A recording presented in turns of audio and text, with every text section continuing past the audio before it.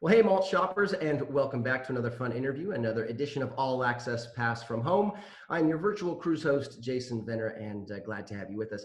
Now, today is very exciting, kind of something new for us. In fact, not kind of something new for us.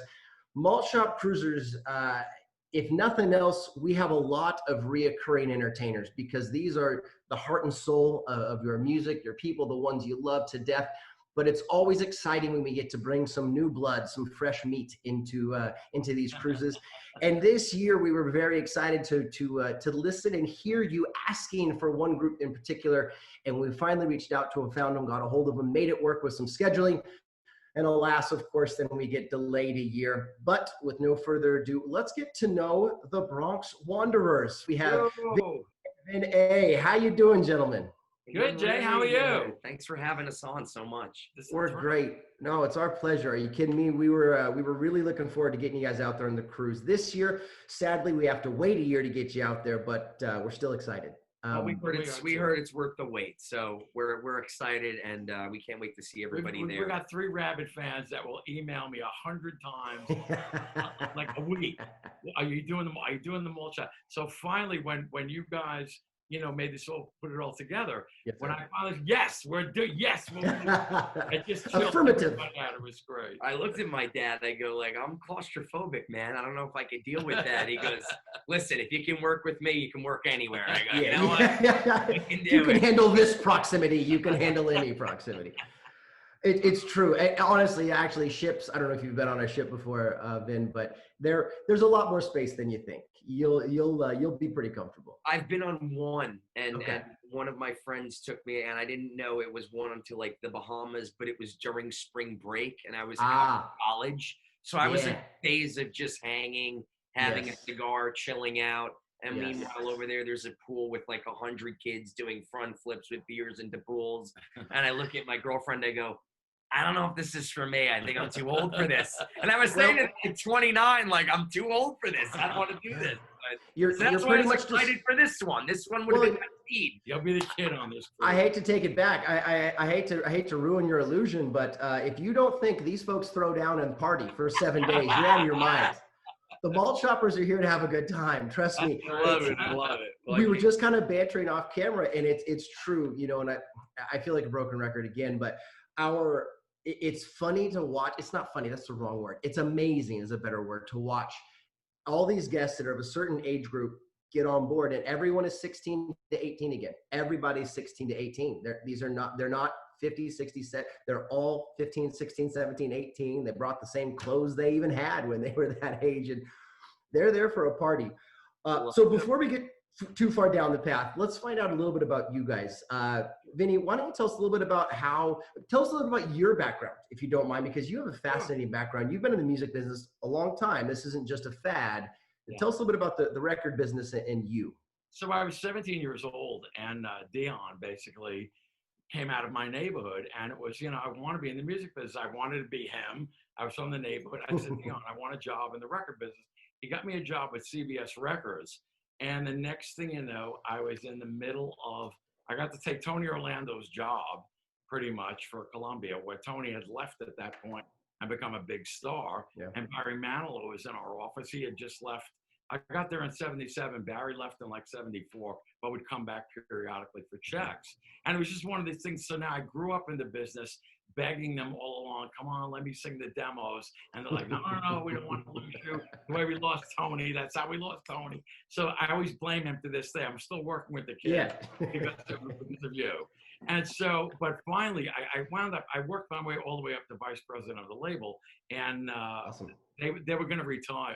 They sold the label to Sony. And when Sony was coming in, it was like, so now what? And I had no clue what I was going to do. An actor, Chaz Palminteri, from Bronxdale, is also from our neighborhood, said, why don't you take the kids and start a group and do a retrospective of your career?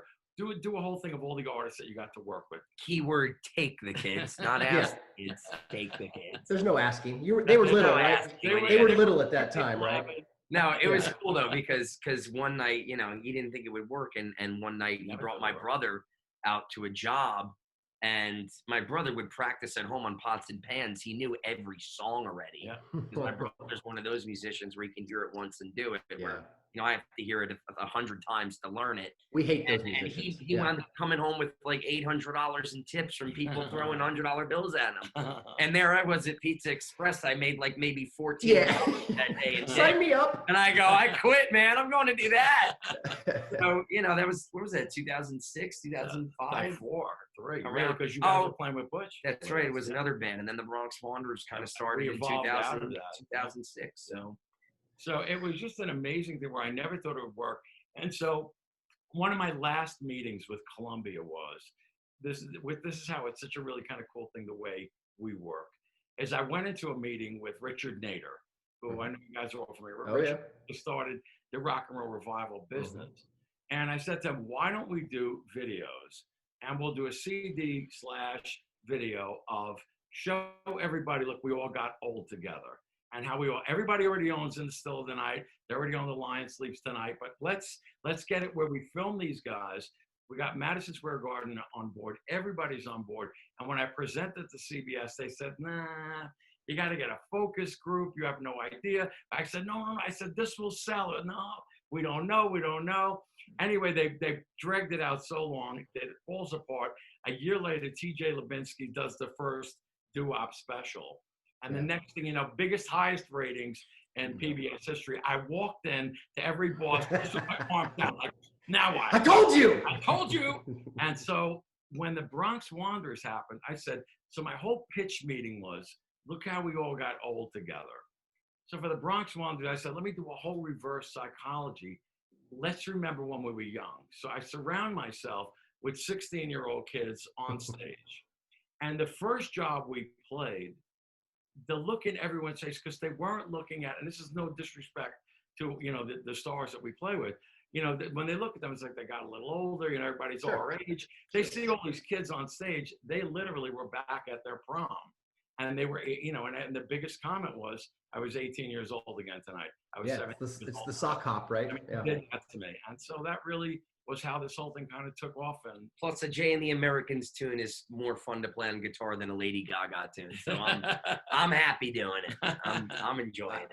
I was actually, that's where I was going to transition. So actually, before I ask you a question, Vinny, so your 2 sons and the rest of the band is friends? They were their high school classmates. That would come over the house and I would scream at them because I literally would be a block away from my house and see my house shaking. The windows reverberating, and they're playing heavy metal and I walk and I'd scream at them to stop playing. And at that old issues, I'd be on the road with them. Now you're screaming at them to play. You're like, nope, let's go practice. Yeah. So they'll always be the first to say, remember that night you came in and cursed at us? Like, That was the first time. I remember. That was the first time they met my dad. So that was fun. Perfect.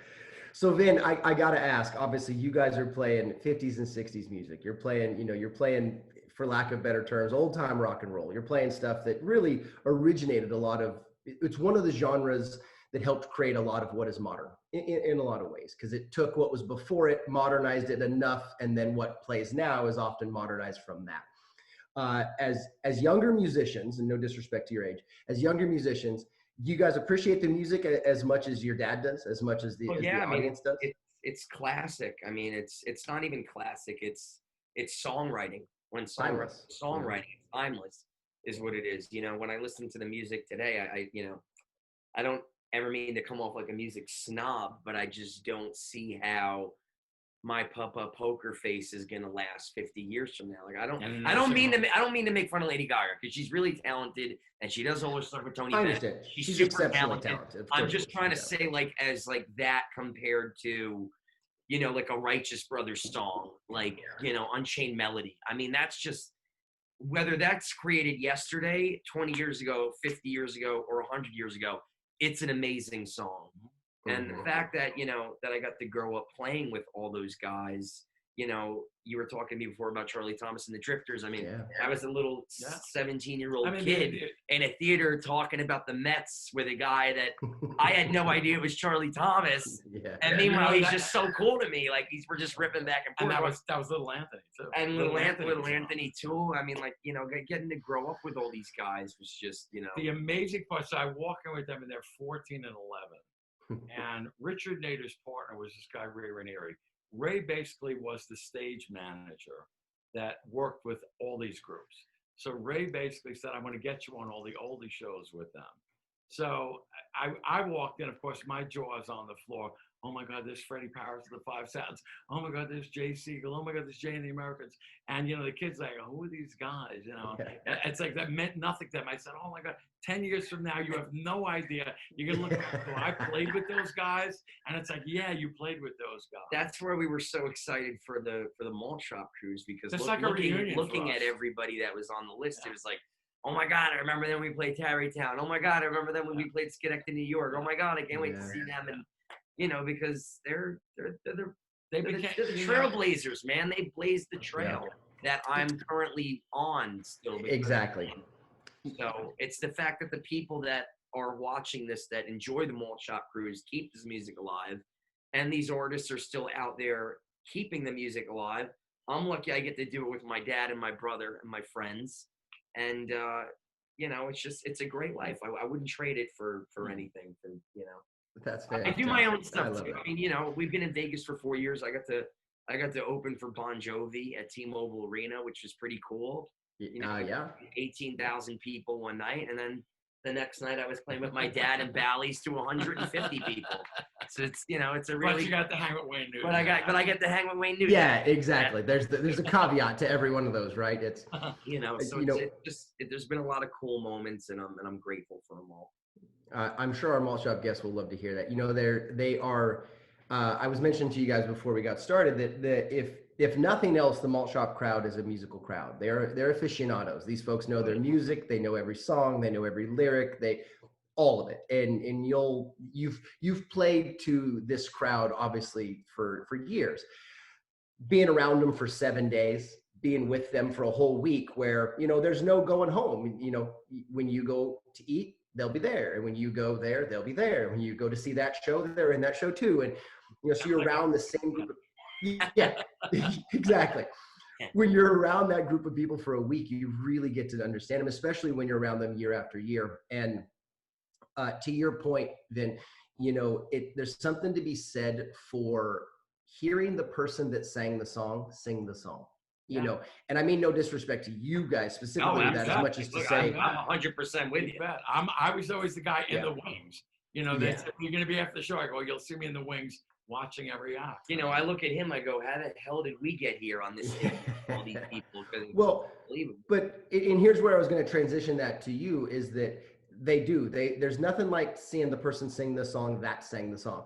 But these folks also understand that, you know, the Malt Shop era isn't getting younger for the artists. And if these fans were loving it when they were kids, that means the artists typically were a little older than they were, which means, you know, just by obviously natural progression, artists, we lose some here and there. And, you know, it's terrible, but we don't want to lose that music.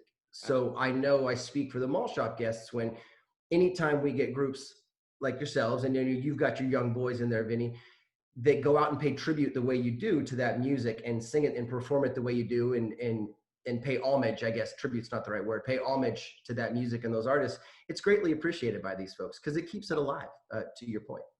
Yeah, I mean, we're one of the few people that are trying to do that every night in Vegas. Okay. I mean, luckily our producers, Alan and Kathy Gliss, got us out here, and we've been doing it every night where you look at acts on the Strip and there's people coming down from the ceiling on a hoop naked doing the stuff, and then like you got all the big Cirque shows and this and that.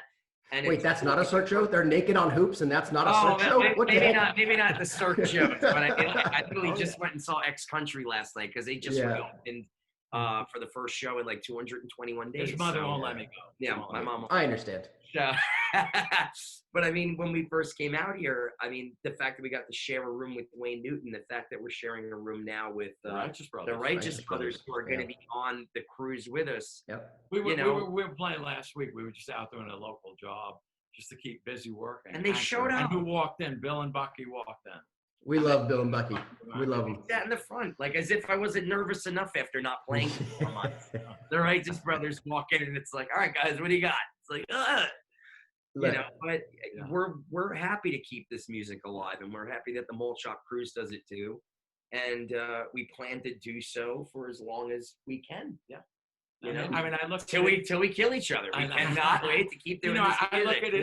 You know, Dion was 20 years older than me, at which most of the Frankie's almost 30 years older than me, and it's one of those things where you know, they're still going, and so I say I can do another 20. I mean, they've been on the Malt Shop recently. Why not? You know, Charlie the same way, right there. Yeah. Vin, next time you see your dad probably knows the stories, but next time you see Bill Medley, ask him about his Elvis stories from back in the day performing. Oh, he tells me, man. They're amazing. I made him do. They're amazing. Dad made him do the Elvis bit. I knew the thing that they would do, and you know, the kids had no clue what was going on, and I would tell them stories on how, you know, Wayne would just walk up on stage as a waiter, you know, and just hand me a drink and walk out. Yeah. And Elvis used to do that to Bill Medley. Yeah. So when I told Bill, you know, I said, oh, you know, I made Wayne do the Elvis thing. The next night we were playing, he literally walked on stage, nodded at me, and walked off. Yeah. And the whole audience went crazy. And so I said to him last week, you know, it's a great family relationship. That's fantastic. I'm glad you guys know those stories. And he plays with his daughter too. His daughter McKenna is in the group. Yeah. So they do Time of Your Life together. I mean, it's like one of the coolest, cutest moments ever. Goosebumps. You know, we should do that. We should do Time of Your Life together. We'd have a great time. You guys should absolutely. We try to keep it, you know, we're definitely going to bring a hip flavor to the cruise. I mean, we were one of the first bands that started doing Queen before the movie came out. You know, so the concept of the group was any artist that I worked with or did production for is who we're going to do in the act. So when somebody says, why don't you do this? My answer is I didn't work with them. So we get to do Billy Joel. We get to do Neil Diamond. We get to do Queen. Brian Setzer. Brian Setzer. We get to do like a whole, you know, array of music. Cool. That takes it to the next. That he's attached generation. to. I was going to say that's a testament. This record. Yeah. And so it makes it a lot of fun. So then I came up to him one day and I said, look, like, I saw a band do this. I want to do this song. And he goes, there's no freaking way you're going to be able to pull that off. And there really wasn't. It was a train wreck for like a month and a half. It was bad. Well, I said, you know, I like when there was a company called K-Tel out a million years ago. And K-Tel would put out, like when you see on TV now, Time Life has the 100 greatest hits. K-Tel was the original guys doing that. So they got me involved and I put it together. And I go, all right, we'll do a rock thing. So we would get Queen, we'd get Foreigner, we'd get everybody from that era and put out, you know, greatest rock hits of the 70s, of the 80s. And so when I said, all right, so I'm tied to them a little bit. And when he said Bohemian Rhapsody, I'm like, never going to work. A month and a half later, and thanks to computerized, now, it's just like we killed it. And now the best thing is when we do that in Florida to like the Malt Shoppers, they'll come up afterwards and go, oh my God, I love the Mamma Mia song. They have no the Mamma Mia song. All I know is Mamma Mia. They just know Mamma Mia. And I go, it's amazing. Fair enough. You know, I hope they can dig us on the cruise because again, they will. We're not one of these people that, you know, wrote these songs and played these songs. I mean, we have like a whole list of people in front of us that are doing that, you know. So we're gonna get up there. We're gonna do our Bohemian Rhapsody or Brian Setzer, and I just hope that everybody will enjoy it and have a good time with it. Listen, ultimately, and I, you know, I've been attached to Malt Shop for a few years now, so I know these folks real well, and I also know these artists real well, and I'm blessed to know these artists and these guests real well. I need to make that clear. They appreciate music.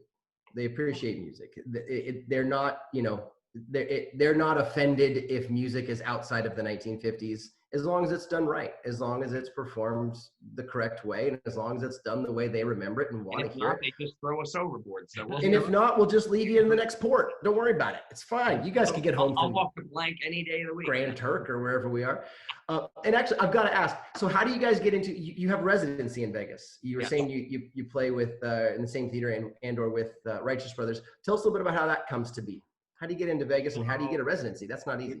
My main boss at Columbia would drill into my head, have to have a game plan.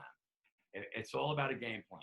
And he said, for instance, 5 years from now, you're going to play Madison Square Garden. 3 years from now, there's a cancellation at Madison Square Garden. Do you play? And I said, yeah, of course. And he hits me. He goes, no, you're an idiot. You're not ready. The game plan is 5 years.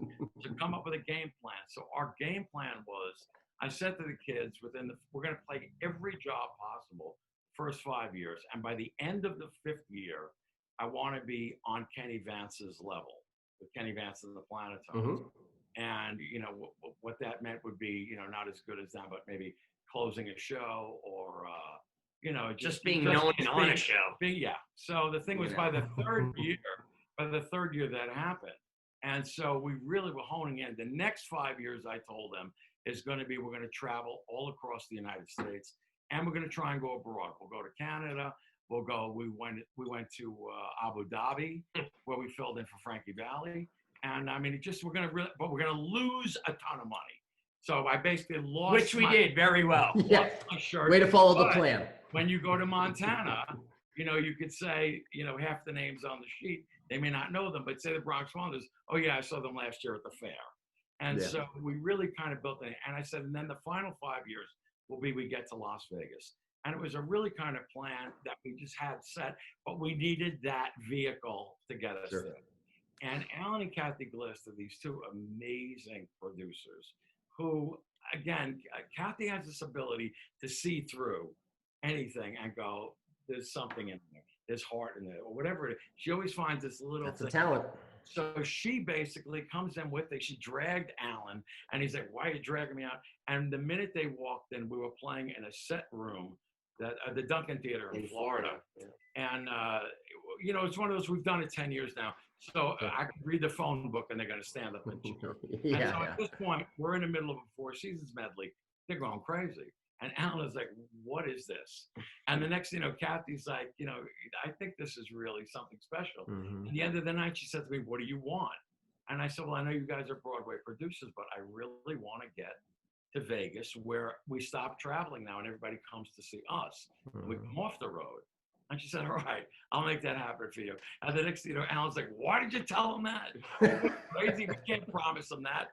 And when I tell you 3 years of pounding the phones and just being in everybody's face, they called me up at one point and they said, we got it. And it was just, pinch me. One of those things where my dad was a huge Wayne Newton fan and he wanted my brother and I to be like Wayne and his brother. I said, listen, it would really mean the world to me. Can I meet Wayne Newton? And they said, not only going to meet him, you're working in the same room as him. And so the next thing you know, we opened at Bally's. Thanks to Alan and Kathy, we came up with a great way to present the act, tell my story of how I worked at Columbia. I worked with all these great artists. I came out of this neighborhood. The show really is a story. It's not, we don't just, go song to song and now this song and now that song and now this song. I mean, every song is kind of tied into either his life or my life, into the family's life, into the thing. And we put a really cool show together, and we've been here 4 years now. It starts in 1958. We got Best of Las Vegas awards. I mean, we saw that, Vegas.com awards. We've been inducted into the East Coast Music Hall of Fame. Alan, I mean, it's like, dude, what? I need Alan to correct me, but I believe there's something like 270 shows here, 260 shows here. 195 now, but when we started, it was about 270. Oh, it could have been. Yeah, so now it's like 195. We're in the top 10, and it's like, how is that possible?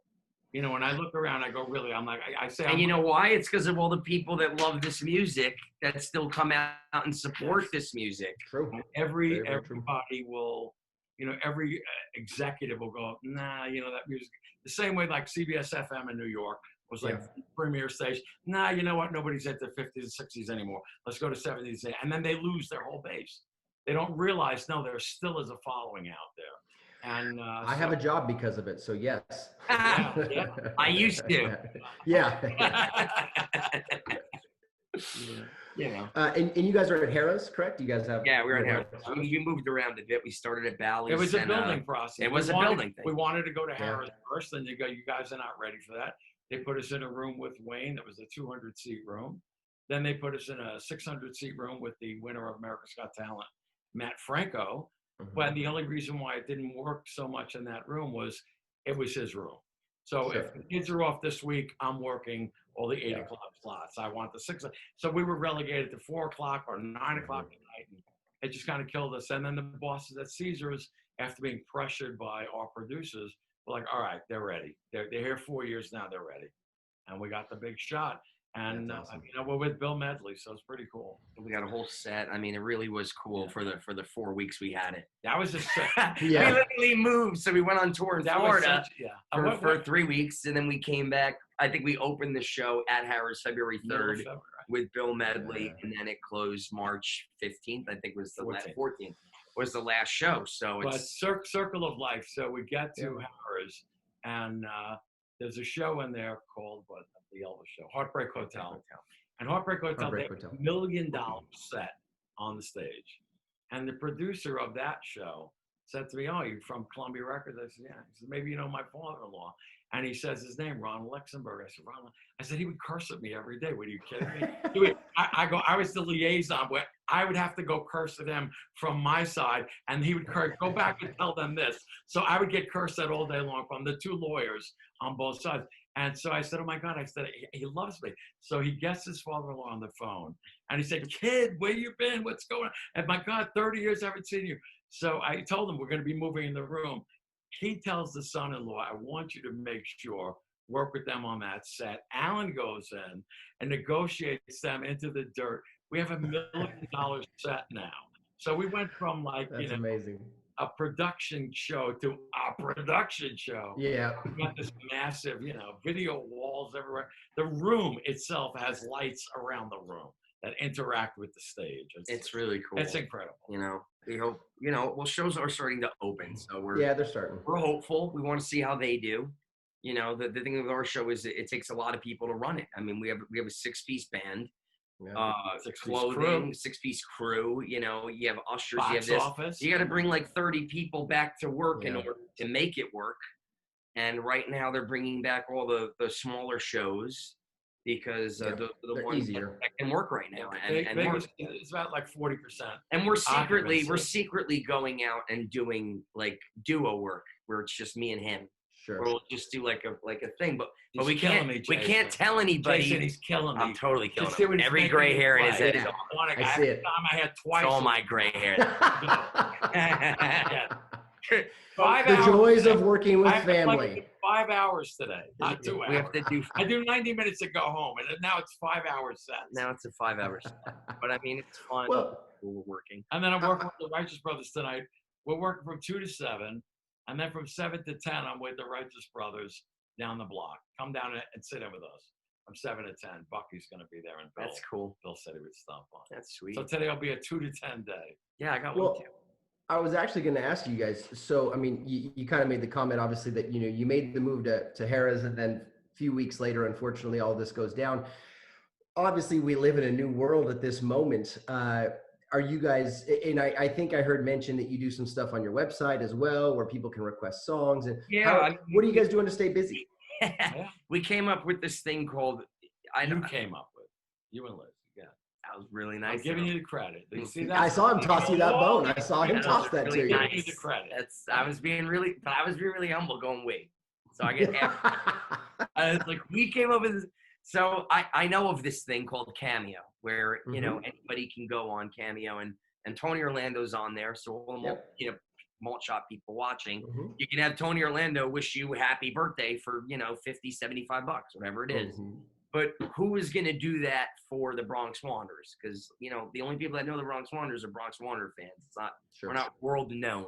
Sure. So I said, why don't we take Cameo and take it up a notch? And like turn it into this thing I call Vinio. So we put 150 song list menu, I like to say, on our website. And depending on whatever your budget is, you can either pick 1 song, 3 songs, or 5 songs. You can either book just me and my dad, or you can book the whole 6-piece band, which we've had people do. They literally pick their favorite, 3 songs out of 150 songs.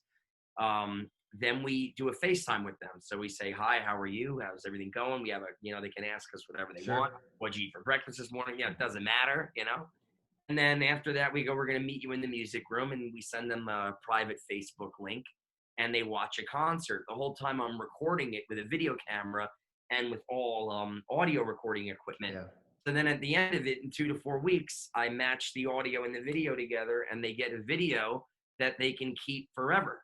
That's wonderful. So it's really cool. We're like, people have been doing it for people's birthdays, for anniversaries, just for sitting at home and being bored. You can pay $50 and hang out with me and Dad for 5 minutes and hear a song if you want. Really, so that's been kind of keeping us afloat and alive right now. We've been very busy with that. Yeah. And that's good. I'm working on a new album too. We're also should be coming out shortly. Should be coming out in like 2 months, I'm hoping. It's going to be like the 5th or the 6th Bronx Wanderers record. I forget where we're at. 5 or 6. 5 or 6. So we're working on that. I mean, we're keeping busy. Our producers are doing everything they can to keep us busy. We're seeing shows come back. Again, we're secretly doing shows around Vegas. We just can't tell people because we'll draw a crowd, apparently. It's an amazing thing where I don't look at us as stars, but they look at us like, no, you're a star. You can't. If you're headlining a room, we laugh at them. I go, I laugh. I go, dude, I go, no, you're a headliner. So the first, if you're headlining a room, some guy books us in a pizzeria / bar. They have a big square room, and they have acts in there, and they announce that Bronx Wanderers are coming here tonight. There's a line of 200 people on the sidewalk, and they got shut down because they're only allowed to let 60 in. And it was like, so Caesar said, guys, we can't use your name because, people will show up, and you can't have that. So we're going out today for a 5-hour set as Vinsanity. Vinsanity. And don't clap. Don't have a good time. Don't make like you're enjoying When we do Sweet Caroline, we're like, no, don't go ba ba ba. They don't want your spit to come out. You can't just do hit that. the table. Just exactly. So we're doing everything we can to keep busy. The rules here have gotten so out of control where nobody knows what's going on. So sure. I think that's the world, right? Right now, at least, Vegas is. So everybody's in their own thing. You have to wear a mask the whole time is rule 1. So last week they come in, they go, so now you don't have to wear a mask as long as you have pretzels on the table. And you go, what? And you go, just tell people to buy a bag of pretzels, put it on the table, and they don't have to wear a mask. I prefer they just wore the mask. It makes sense to us. We're just trying 25 feet back. You have to be 20. Who came up with that number? Why not 24 feet? Again, but we're lucky because look at Broadway. I mean, they're saying they may not come back till May, June, July. I mean, that's pretty much locked in that they're not back until summer. Yeah, they won't be back till summer. I feel bad for all those people. Yeah, we have a bunch of friends that play in the orchestra pit. We have no actors, all that stuff. Sure. So. Well, look at the right side, I guess. Amen to that. And so I know you guys have a whole lot of music to go get to. Before we do, let's cover a couple of quick things here before you have your 17-hour performance day today. First, what's the website? Where can we go to check out if we want to get some music from you or check out your new album that's coming out? Absolutely. You can just go to thebronxwanderers.com. And literally the top thing, if you want a custom live performance, anybody on the Malt Shop Cruise, you just click that, bang, it'll go through the whole thing. And look out for the CD. Follow us on Facebook, the Bronx Wanderers, all that stuff. We talk to everybody. We don't consider ourselves, that. We reply to everybody. We talk to everybody. We do our thing. That's what Dad always instilled on us. Well, I used to tour, and when I would tour with Faith Hill was one of our background singers. Mm-hmm. And so when I was at a party with her in Nashville, long story short, we're coming out the door, and it's like 200 people at least at a fence. And the limo is waiting for her near the fence. And she's got heels and a gown on. And she said, I'm so tired. She stood at that fence and signed for every single person there. Yeah. I told them that's what it's about. You know, It is. You know, we do meet and greets. Our meet and greets sometimes are longer than the show. You know, we'll meet everybody, we'll shake everybody's hand after and thank them because, again, like you said before, we know we're not the guys that wrote the songs. We know we're not the guys that, you know, that were there. You know, I wasn't even a thought in 1955. I don't even know if you were. I don't think he was. I think he was born in like 58. I think you were born in 58. So again, you know, we're blessed, and that's what we always want to give back and do whatever we can. Well, that's a big part of the Malt Shop Cruise. You know, a big part of what this cruise is, and I was kind of alluding to it earlier, saying that it's a week, and you know, people don't go home. Like everyone's together, right? We go to the same dining rooms, you go to the same venues. You're all, you know, you're in the same bars, you're in the same hallways. You're, you know, you live 2 doors down from so and so, and right. A huge part of what makes the Malt Shop great is that artists, I mean, to your point, whether you wrote the song or whether you're just paying homage to the song, and I say just, I don't mean that rudely. If you're performing, if you're a star on that cruise, all of the stars that we've had have been fantastic about being open. They're very available. The Malt Shop artist is an available artist. And I think part of that, and Vinny, I'll direct this to you a little bit. Part of that is because it's that day and age, right? You didn't just jump on YouTube and have a 40 million hit song. You had to plug, you had to go to bars, you had to go to the AR, you had to go through marketing, you had to go almost person to person to try to get your record out there at the radio stations and these things.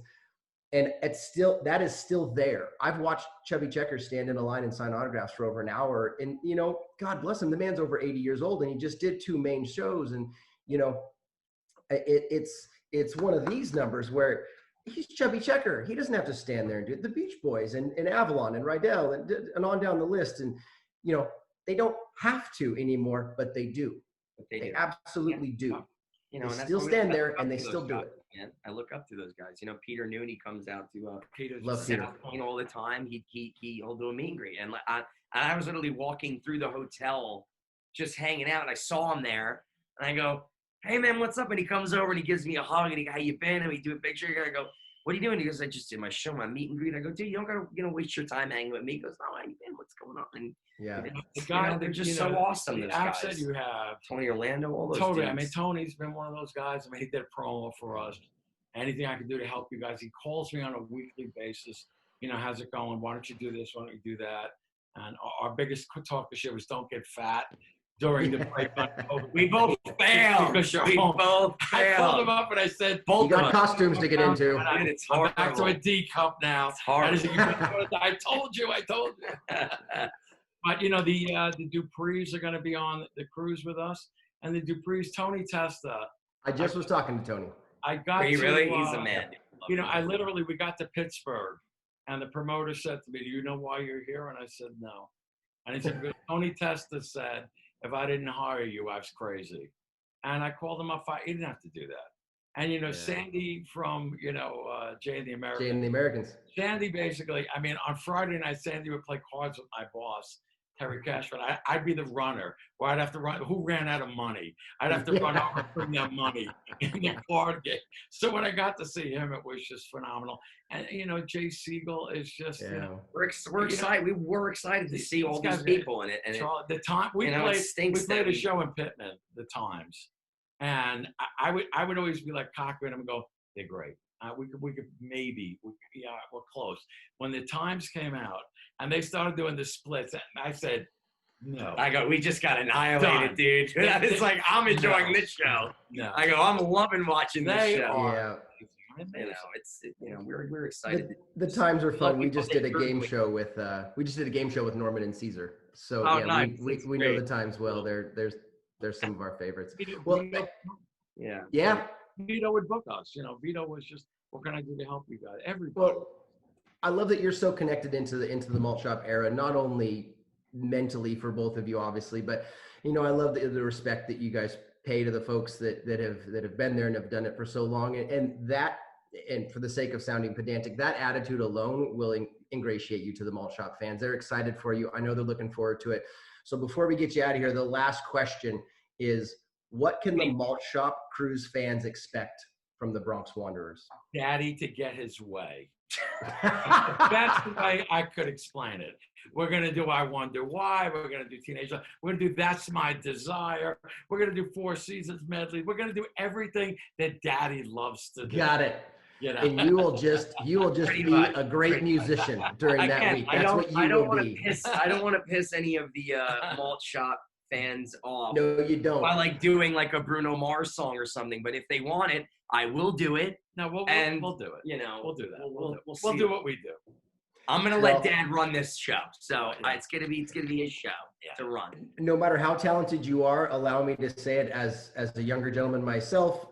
Good move, sir. Trust me, I've learned my lessons with Malt Shop, and I love those guys to death. And what they want is what they want, and that's what they get. And I'm cool with that. Let me tell you, they are so plugged in. I worked with Dion for so many years that when we would go out and do Runaround Sue, he would sing it a certain way. Yeah. So we go out and do it, and I wind up doing it the newer way. Somebody will come out and lyrically tell me, you said this instead of that, because that was on the 1960 recording. And I said, look, Norman, I know what you're saying. I said, but I kind of do the new version. And then they look at me with that twisted eye, like, what new version? That's why I'm gonna be very chill this cruise. I'm gonna do what I gotta do. You know, anyone that has watched the interview I have with Tony of the Duprees, he and I go into that a little bit, and a lot of the Malt Shop artists will talk about that. It's intriguing. It's not intriguing. It's fascinating, and I find it amazing that the Malt Shop fans, because the Duprees have been with us multiple times, the Malt Shop fans, to exactly your point, if you change a chord, if you play one extra lick on the guitar, if you throw in a little bit of if you just dink around a little bit on that piano, they will know, because it's not how it sounded on the record. And that record is what they heard in 19 something. And that's the song that they had their first kiss to. Well, that's the song they had their first dance to. That's kind of the reason that, we were able to stay in Vegas and do our thing, because we kind of do stay true to the records. Yeah. Whereas, I mean, if you look at Postmodern Jukebox, like I'm a fan of what they do musically. They're great. Yeah. To things where they'll take something and turn it into a jet. They lasted 3 months here. Yeah. And then the show closed. And that's a worldwide multi-million-dollar show and we're like, two dudes with two producers. It's like, we're still here, and it's what you're saying. We're true to the record. Our deal always was, I never want to not play the record exactly like it was, because that's what they want to hear. If you want to jam, you want to do this, you got to do it on your own. Do it in your living room. Do it. It's true. People, when you're out, you're playing for them. You're playing for you. And so, I think we sent you I Wonder Why. And I think I Wonder Why, our version of I Wonder Why, I think is as close to the 1958 version than, I think anybody that's out there that does it. And I can be a snob with that, because I will listen to everybody. Because he made me freaking learn it, and every harmony and everything and everything. Good job, Dad. No, that's not it. No, yeah. Changed it there. Not. But it's worth it. I was more. And again, and doing all the custom live performances that we've done, it's you see that the people pick the same kind of song sometimes. That's amazing. It's amazing. And I Wonder Why is one of those songs for Four Seasons. The Wonder of You by Elvis, it's not in our show. And it was one of those, we used to play restaurants in New York, and my dad would get up and sing it with us, and it would be like the three generations that people would love that. And it was cool. So we just the most requested song. It was on our list. It's not like we do it, and all of a sudden it's like Wonder Why, I Wonder of You, and like 100 versions of that. It's fun though. Well, listen, I know I speak on behalf of the Malt Shop when I say we're sold, and we're excited, and we can't wait till 21 to get you guys out there. I want to thank you so much. I know you have a busy day, so thank you so much for taking some time, not only to get to know me, because I haven't had the chance to meet you guys yet, but also to introduce yourselves and get to know our Malt Shop cruisers and allow them to get to know you a little bit. Safe to say we're excited. Any last message, anything you'd like to say to the fans, either of the Bronx Wanderers or of Malt Shop, before we let you go? Stay safe. Stay healthy. Wear your mask. We want to see everybody in 2021. Amen. I love it. All right, my friends, thanks for tuning in to another edition of All Access Pass from Home. Today, we got to know the Bronx Wanderers a little bit. Looking forward to getting them on stage finally in 2021. To everybody out there, be smart, be safe, be healthy, be compassionate, treat each other with kindness. We'll see you very, very soon. Cheers.